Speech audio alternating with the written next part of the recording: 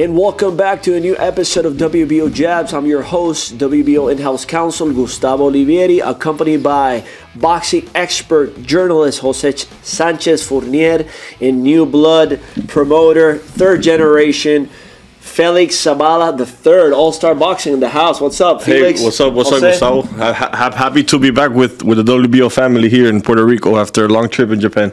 Thanks for coming. We're going to talk about Japan shortly now. What's up, Jose? Well, big fights in the last couple of days, so yeah, we have much to discuss today. Let's jump into it. We had last Saturday the highly anticipated undisputed light heavyweight championship between unified WBO, IBF, and WBC title holder Artur Beterbiev against Dimitri Bivol, WBA champion. Guys, highly competitive match between the best two light heavyweights. The first time and undisputed in the four-belt era. Very close fight. I had Beterbiev edging the decision, 115, 113, 7-5. It was a majority decision. One judge had it 114, 114. Another judge 115, 113, and 116, 112, which was the controversial scorecard. Felix, Jose, let's start with you, Jose. How did you see the fight? Give me your impressions and thoughts. It was a very good fight, and it was a pretty well-judged fight, despite what sore losers can say. You know. I had Beterbiev winning. I thought he was going to win. I had picked him before the fight. But all around, well-boxed. Bivol did a great job early on and throughout the fight. He showed guts. He showed ring smarts. He was very gay. Only Bivol came from he started warming up in the middle rounds, and he was basically almost unstoppable late, and that gave him the win. Beterbiev came like in crescendo. He started slow. He's a slow starter, but then as the rounds went by, he turned it up a notch, and he looked much better after the middle rounds. Wouldn't you agree, Jose? But it's not only that he starts slow. Bivol started very well. Very well, yes. So you have to give credit where credit is due. Absolutely. He was able to confuse, to frustrate early on his opponent, and the groundwork that Beterbiev laid didn't give fruit until like the middle rounds. So Bivol was doing very well early on, and it's a testament to his great boxing ability, his gutsiness, and his ring smarts. How did you score the fight, Jose? I saw it 7-5 for Beterbiev. I think most rounds were very close. I agree with you in the fact that I think it was the fourth and the seventh round. The only two rounds whereby the judges did not agree. But they were all very close. Yes. So it's a difficult fight to score, maybe. Yeah. And I think the judges did very well. I think 116, 112 might have been a bit too open for my taste. I think that's the general consensus. That particular scorecard rendered by Paweł Cardini, the Polish judge, 116, 112, that's 8-4 for Beterbiev. I think it's a little bit wide. Yeah, but that's one round difference. Yeah, sure. And I think it could have been either a draw or a win for Beterbiev. That's my.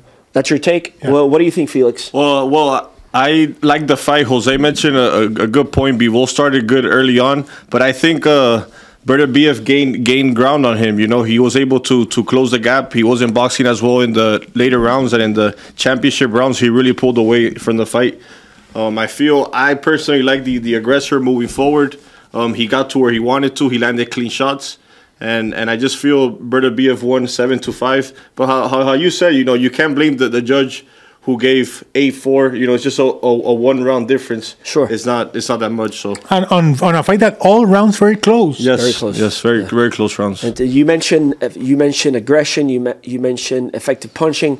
It's very important to highlight to the fans that it's a 10-point must system. It's a subjective scoring structure. There are 4 scoring criteria: clean punching, power versus quantity, the effectiveness of the punching, defense, ring generalship, and the other and effective aggression. That is true. For me, I personally had Beterbiev going into this fight before the fight started. But if you ask me in a rematch, I would tend to favor maybe Bivol a little more because he could work on a couple things and improve and better himself. And we could possibly end up seeing a trilogy of these guys fighting. And age is a factor in his favor too. He's the younger of the two fighters. That's a good point, Jose. He's the most active, and he's the maybe less wear and tear on Bivol. compared to Beterbiev. Beterbiev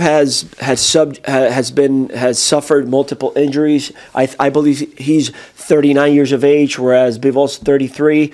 He's got more wear and tear, as you mentioned, Jose. But I would like to see the rematch. I don't know you guys. I think that's the fight to make. Bivol and Beterbiev the rematch again. I agree with Tutico. I want 3 of those. Let's see. Turkey wants it. That's the man with the money. That is back here. The production could pull the shot here. Riyadh season. It was a great event. I think the people are clamoring a rematch. The best 2 light heavyweights. Let's see what's going to happen. But moving forward to the game, let's talk about Japan. A doubleheader. You were there in Tokyo? Yes, it was. How was the experience? A great experience from Ariake Arena in Japan. We saw 7 world title fights in 2 days. I think it was a boxing marathon. I had never seen that many title fights so close. Me neither. It was put on by Mr. Taken Promotions of Mr. Honda-san of Taken Promotions, and we're very grateful to have 2 WBO title fights on that same show. On the first show, which was on Sunday. But it was Monday early Sunday for us. The WBO title fight in question was Jairo Noriega, the Spaniard, fighting first time overseas for the vacant 108 title against Shokibu Iwata.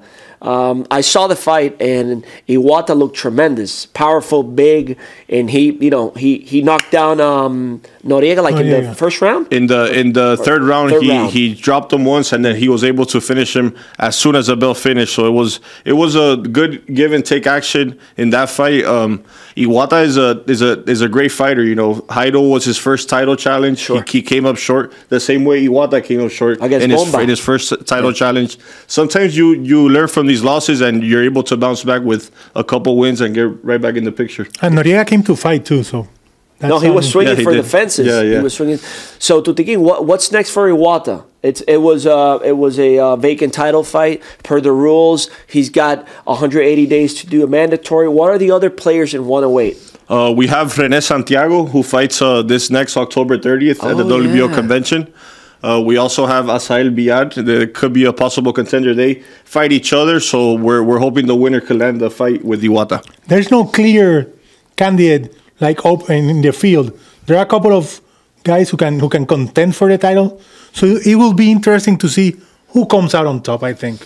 Yeah, so, the 108-pound division got really interesting, after Kenshiro vacated the titles. Now we have 2 new Japanese champions in Sokiti Iwacha and Yabuki from Japan. Oh my God, the Japanese are dominating the small weights, 108, 112, 115, 118, and 122 with Inoue as well. Yep. So but we will have to wait and see what happened with René Santiago and Asael Biad, 2 top-rated fighters at the 108 division WBO World Ratings. It's a regional title, the main event of the... Yes, for a WBO international title. Okay, WBO Night of Champions boxing show in Humacao on Wednesday, the 30th of October. Jose's ready to go. He has a hat on and everything. Yeah, he's ready to go. So the winner of that fight most probably would have a chance to be the mandatory for Iwata. Let's see. On the following night, we had 2 WBO World title fights. We had... Anthony Olascuaga making his first defense of his WBO flyweight championship, his mandatory against former 108 champion Bomba Gonzalez. What happened, Tutiquín? You were there at ringside, an accidental headbutt. First there was a ruling, then they overturned the ruling. It was a little bit confusing. Tell the fans you were there on site. What happened? Well, it was actually even a bit confusing for me at one point because they said one thing and then they said another. Initially, Bomba Gonzalez gets cut in the first round with about 2 minutes in. The referee... Accidental, yeah. The referee determines it's an accidental headbutt. He stops the action. The doctor sees him. He's able to clean his cut. He was bleeding a bit. And he determines at that point that he was ready to continue the fight. Mm-hmm. And the action continues. 20 seconds later, after a decent exchange... Gonzalez starts claiming he cannot see because of the cut that was made in the accidental, earlier in the bout. And at that point, Mr. Robert Hoyle, who's the sole authority in the ring. Sole arbiter in the ring, yeah. Yes, he makes his decision and waves off the fight. And at that point, we, as a corner, as a team, we thought Gonzalez was lost by TKO. by knockout. Says he couldn't continue, and that injury that he has is something we've experienced in the past in previous fights. So it's not something new that hasn't happened to him before. He's fought through cuts before. Yeah. I just feel like we didn't, as a corner. I would say the cut man wasn't able to work. He wasn't given the opportunity. Correct, and I feel there was 20 seconds left in the round. I think if the cut man would have gotten his opportunity, I think Gonzalez would have been able to continue fighting without an issue. Sure, Jose, did you watch the fight? Give me your impressions and thoughts about Bomba and Olascuaga and the controversy as to pertaining to the accidental headbutt, etc. I saw the fight. I don't think it was a controversial decision by Robert Hoyle. I think he did the correct thing, the proper thing in that situation. If you think about it, he was caught by a headbutt, an accidental headbutt, lefty against righty, in the first round. It would be very, very unfair to make a fighter fight the rest of the way that way. He asked Bomba if he could see. If Bomba cannot see, and only Bomba knows, and he's the only one who can say that, then he shouldn't be able. He shouldn't be put in the situation to fight one-eyed against the champion. It would be grossly unfair. Safety first. Yeah, safety first. And I think it leaves a bad taste. But it's not the fighter's fault. He was the one who got caught. But obviously, he's going to leave a bad taste in everybody's mouth. I'm sure Tutico would like to see a final decision where somebody won, somebody lost, and a good fight as it was shaping up to be. But that's the way the cookie crumbles, like Mario Rivera Martino used to say. Sometimes, it was an unfortunate outcome. Yeah. It was a highly anticipated, interesting matchup. Bomba, the experienced boxer, moving up to fighting the up-and-coming new blood Olascuaga. Clash of styles, boxer southpaw with the righty coming straight forward for the action. I was very looking forward to that fight. We shall see what's going to happen with the decision. We are going to be receiving reports from the local commission and the supervisors in the upcoming days as to the accurate report as to the facts and circumstances of Robert Hoyle's decision. As you mentioned, Tutiquín, Robert Hoyle, per the ABC Unified Rules of Championship Boxing, is the sole arbiter, and his decision must stand. But we shall wait and see. The next steps as to Olascuaga and Bomba will be discussed in the upcoming convention during the ratings and the mandatory proceedings. You were going to say something, Jose? One last thing about the fights in Japan, I have to say.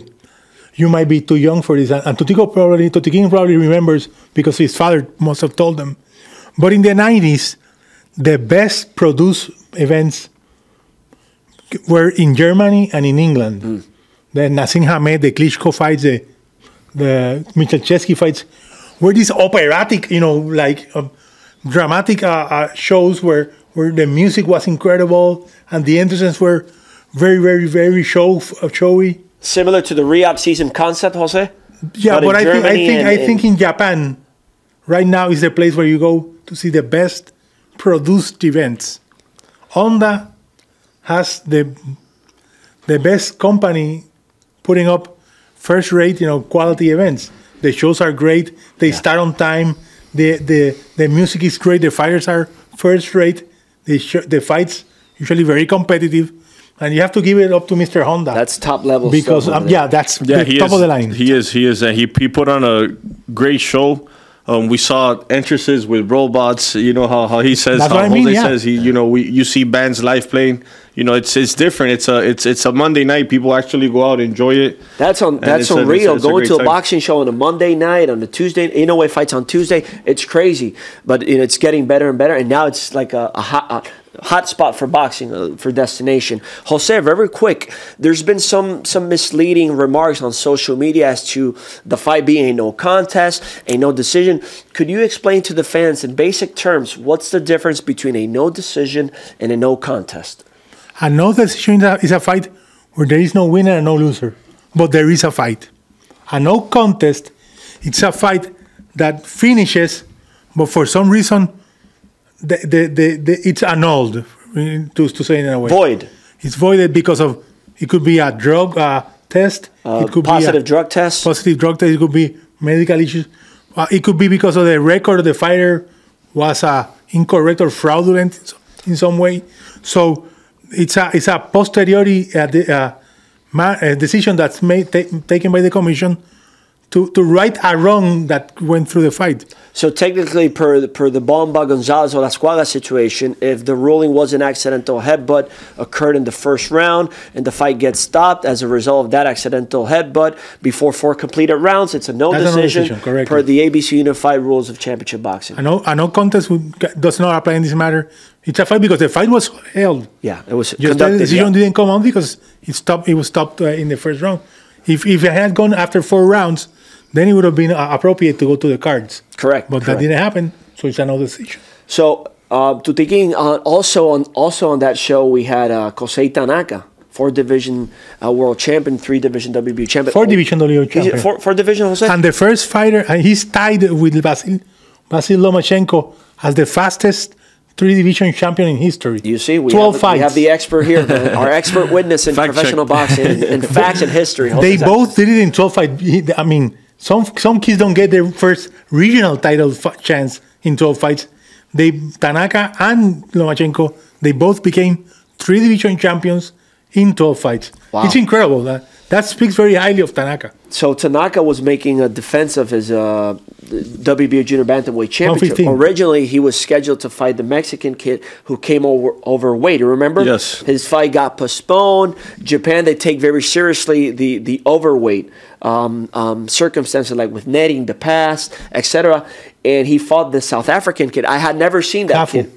Pumulele Cafu. Have you ever heard about him? No, I haven't. Pumulele Cafu, it was, he surprised the world. Yeah. I feel Tanaka is a great champion, but I think his long career has caught up to him. He's fighting wars. At 115. He's been in war, a lot of wear and tear. He started at 105, so he's 10 pounds over. Yep. That's 20% almost of his weight. But even Tanaka suffering the knockdown, I believe in the 5th round, he got up. He handled the situation, and thereafter, as the fight progressed, in the later rounds, he almost had Cafu. Cafu was like, Tanaka hitting to the body with his hooks to the body, and I thought Tanaka was almost there at the finish line to maybe cause a knockdown. And I saw Jose, very close fight. I had Tanaka edging the fight, even with the knockdown. It was a split decision. It was a photo finish fight. Yeah. I mean, very, very close.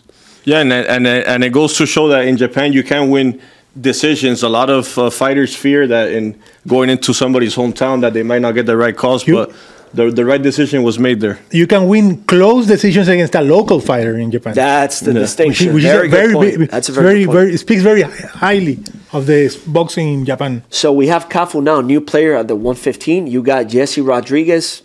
Yeah, we have WBO 112. We have Roman Chocolatito Gonzalez, who's positioned at number 1, and maybe it's a good fight that we could pursue it with the African Cafu.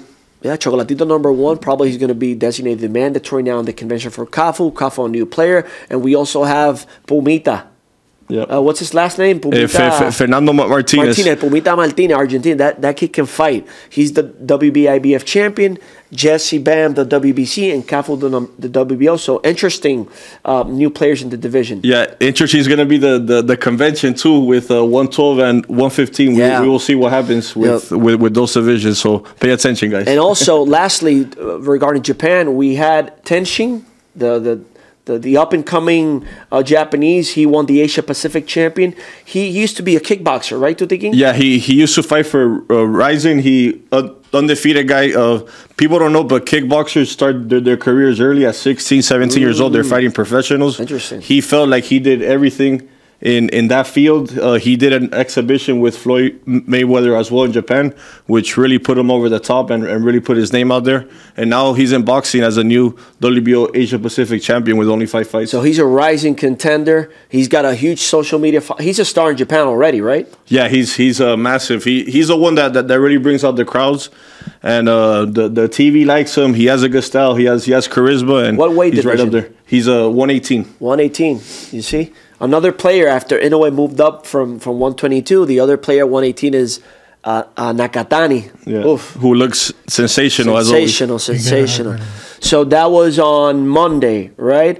Okay, and Tutiquín, you're here because today you're going to be visiting the venue for the WBO Night of Champions boxing show. How's the logistics and the preparations going regarding the event? It's going well. We're going to do a site survey today with everyone involved. Miguel Cotto, our partner, also Hector from H2 Entertainment, the municipio of Humacao, and others that will be involved. All the match ready? Ready all to the go. fighters matched up. How many fights? We'll have 7 fights total. We'll start at 7 p.m. We'll do a couple fights, and then we'll start TV at 8 p.m. with ESPN Plus in the United States. It's going to be broadcast ESPN Plus and international. And ESPN Knockout to Latin America. Okay, so Jose, I think you're going to be working there at the show as an analyst for the WBO. How do you see René Santiago making his first fight at home? He's fighting most probably the winner of that fight, Santiago against Asael Villal, the Panamanian guy who can fight. Yes. Two top-rated fighters. The winner most probably could have a chance to fight for the title 108 against Iwata. And how do you see also Elindo Camacho 1012 against the Filipino, Jason Mama? I've been seeing Santiago since he was a kid fighting, and as an amateur, Paco raised the stakes for that fight. Because at the press conference, he said, the winner, if he looks good, he might get a chance at the title. Pick and fight. So yeah, it's a big fight. Both of them are very good fights. I hope hopefully they step up to the plate and give us a good show. And with Tuti King working the matchmaking, and I'm pretty confident that the fights are going to be nice. And then you have the sports rivalry of matching up with Miguel Cotto fighter, so that was going to make it interesting on Humacao. Yeah, so hopefully that's the first of many ventures collectively with Miguel Cotto. Maybe fighters from your stable facing fighter from Cotto's stable. If we get lots of action here in Puerto Rico, that we need more activity for the boxers. So are you ready for the convention, Tutico? October 28th, from Monday, October 28th through Friday, November 1st. You got everything set? You got your suit for the gala? I'm ready. You're ready? Tuti King was born ready. I mean, he's got that in his blood. What about you, Jose? No, I'm not ready. You're not. I'm not ready. Mediocre at best. Okay, so some final housekeeping notes, Jose and Tuti King. Last Friday, the purse bid for Espinosa and Ramirez 126 got terminated. The parties reached an agreement. The fight is being scheduled as a doubleheader in Arizona, December 7th. Fight of the year rematch. Robesi against, you were the local promoter for that show. Robesi against Espinosa. What a fight. El Divino Espinosa, 2 rematches, and Manuel Navarrete go at it again. That's December 7th. Yeah. And also Crawford, Fundora, the parties reach an agreement. They're going to allow Fundora to do a voluntary fight. Meanwhile, Crawford seeks to get that Canelo fight, the big money, Riyadh season, his Turkey. Let's see what happens. Go ahead, Jose. I think the Fundora Crawford situation shows how valuable being a super champion can be.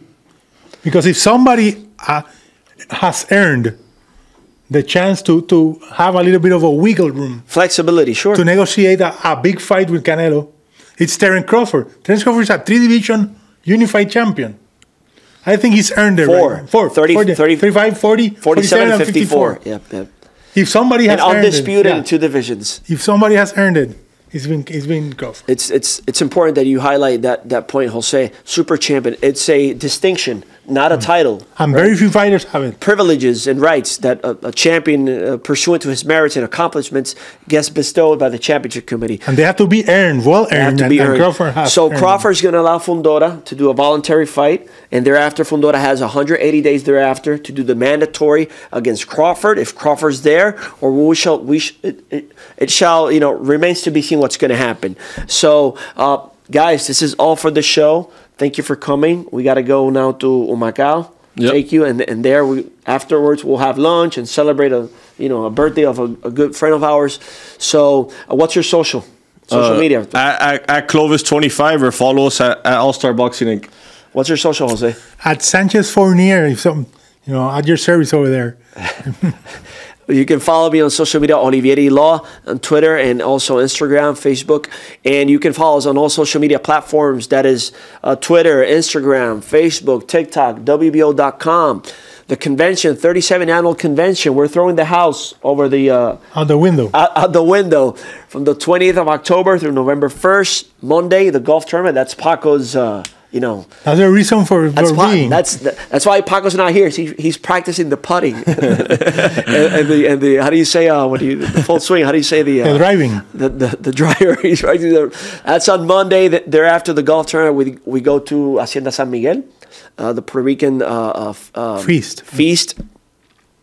The following day on Tuesday, we commence workshops, seminars, doctors, box rec. The real work, work starts. Administrative proceedings, internal stuff, policies, regulations, etc. Wednesday, we have the boxing show with you guys. October 30th. And Thursday, elections, ratings, and mandatories, and the gala. Multiple awardees. Crawford is coming. I think Ino is coming, Iwata is coming, Olascuaga is coming, Juan Manuel Marquez, Barrera, De La Hoya, Crawford, Amanda. Full of champion, Jose. You ready? No, I'm never ready, but I'm going to enjoy it. We're going to be conducting this podcast live from the hotel with special two hosts, Claudia Trejos and Ricardo Celis, both English and Spanish. So looking forward to see you there, guys. Okay, are you ready? I'll see you there. I'll see you next week. You're a righty or a southpaw? I'm a lefty. You're a lefty? Yeah. So your right hand is your jab, okay? Yeah. So we're going to close the show with the jab, okay? So thanks everyone for tuning in. Another episode of WBO Jabs.